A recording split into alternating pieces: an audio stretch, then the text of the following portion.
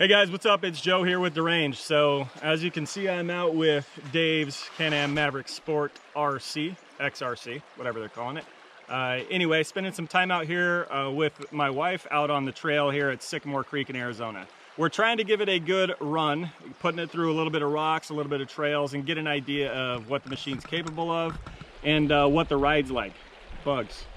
Plenty of bugs out here. So in this video, I'm going to give you my thoughts on the Maverick Sport XRC, tell you what I think about the ride, tell you what I think about the build quality, tell you what I think about the machine in general. So with that said, let's jump into it. I'm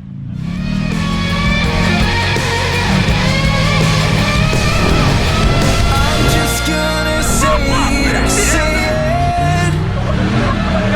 You never knew what love was. You lived your life with mouths of bitterness. And I'm just gonna say it, I'll say it.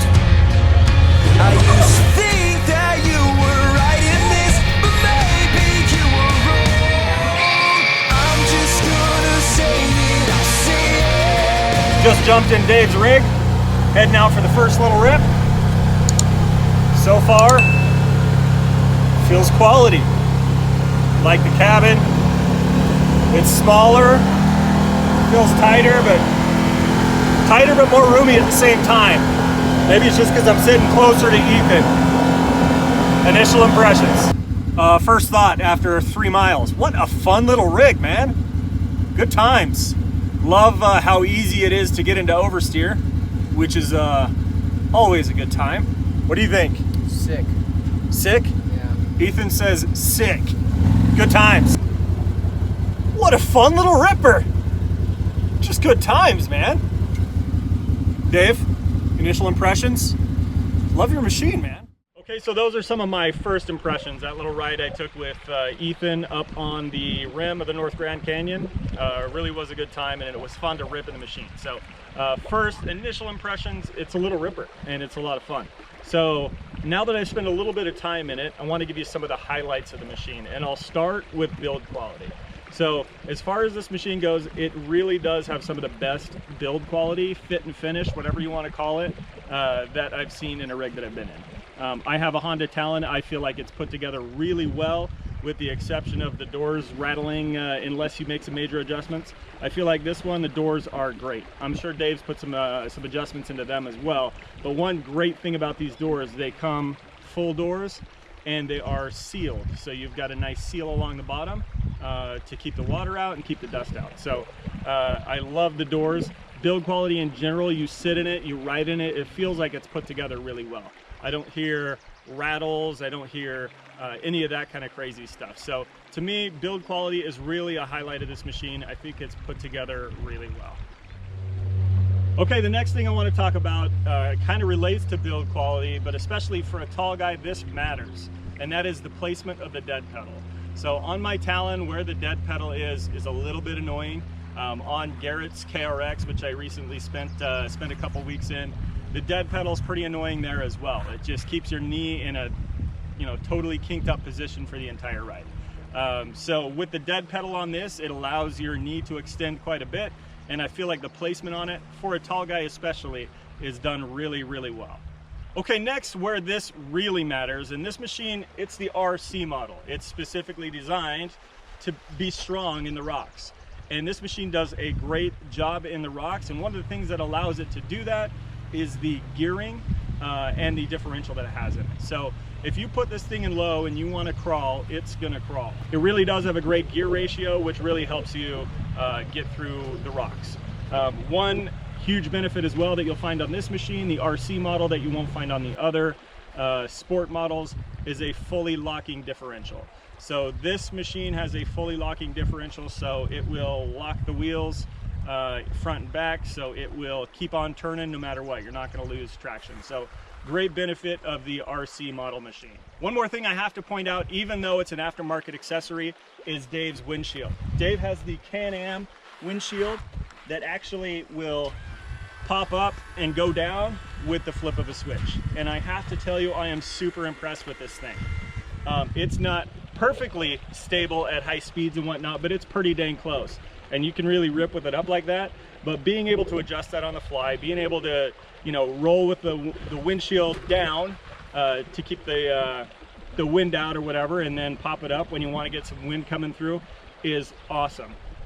Ashley and I were cruising through this river here, and we had the windshield up, and we hit some water and said, oh crap, it'd be nice if we didn't have water on our face.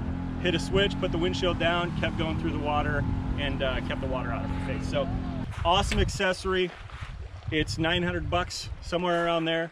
To me, if you've got the money, it's worth the 900 bucks. All right, let's talk about some of the limitations of this machine. So it's not designed to be a do-it-all machine. It's not for every purpose. So there are a few things to be aware of if you're going to be purchasing this machine. Number one is the ride. This machine is not designed to hammer it. It's not designed to hit big, crazy desert trails. It's not designed to be doing 60 miles an hour on a mountain trail or anything like that. It's designed for the rocks. Can you get by? Can you have a lot of fun in this machine despite that? Heck yes. It's a little ripper. It's small, it's lightweight, and when you give it gas, you can get the rear end out anytime that you want. So one of the limitations of this machine is it's not designed for everything.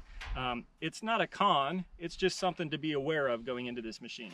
The ride, if you're going to be doing high-speed stuff, leaves a lot to be desired. All right, the next thing to be aware of is it does have some pretty limited standard features for a RC machine.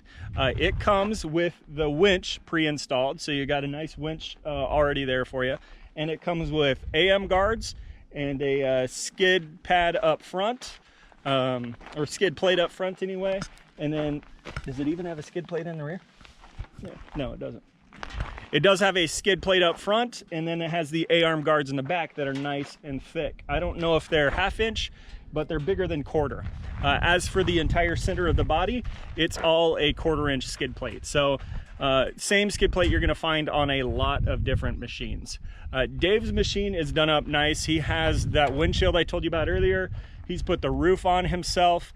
He's also added a bumper in the rear that does not come standard. And then he's put this awesome Husky box in himself. He also put a rear windshield in that does not come standard. And then Dave added harnesses later so we can have some peace of mind and safety there. Standard, it just comes with the belts. All right, a couple more things to be aware of, and this is especially if you're 6 foot tall or taller. The doors are awesome. There is no padding on the doors, so if you ride around all day, your left knee is going to be banging against it all day. So I would recommend, if you do get this machine, getting some pads for the doors to protect your knees. You could probably just get some sticky foam and put it on there, but definitely it could be better as far as that goes. All right, so what are my final thoughts on the Maverick Sport XRC? Well, first I got to tell you, I had a lot of fun in Dave's rig. We got out and enjoyed some fun trails, did a little bit of rock crawling, and really had a blast. If I could sum it up in just a few words, I think you may have noticed in the video, those words would be a fun little ripper. The only thing I might add to that is in the rocks too. A couple things of note, I guess. The ride, yeah, it's a little rough, especially in the rough stuff at lower speeds. With that said, the aftermarket has recognized that, and they're working on solutions. I think you'll see something from shock therapy for this machine in the near future. As for power, I think the power for this machine is matched well for its target audience and what it is. There were a few times in there where I felt like I could have used a little bit more power, but overall I thought, like I said, the power was matched very well for the machine. So should you buy this rig? Well, if you're looking for a fun and capable two-seater that will allow you to play in the rocks and on the trails, then the Maverick Sport XRC is a great option.